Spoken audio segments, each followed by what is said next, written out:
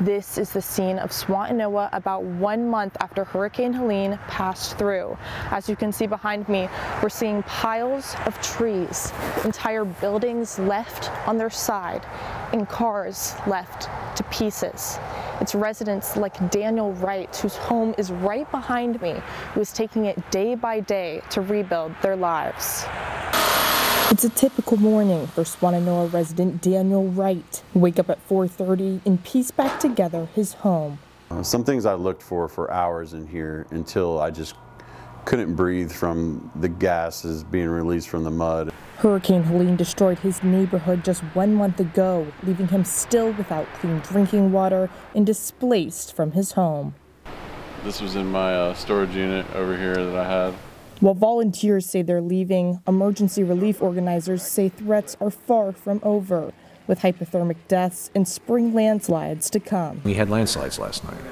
No injuries, no damages, but we had roads that we had to clear again. That will happen again, repeatedly.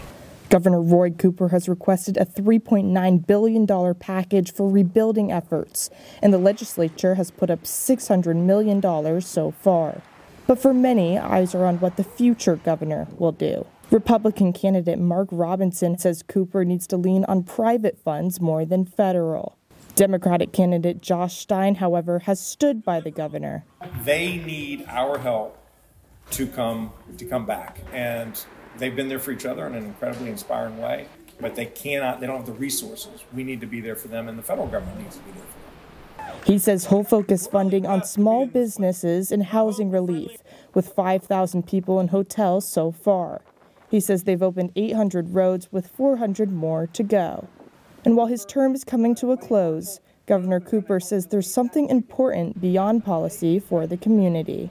It's important that we keep the focus on Western North Carolina every single day, because the cameras will soon go away.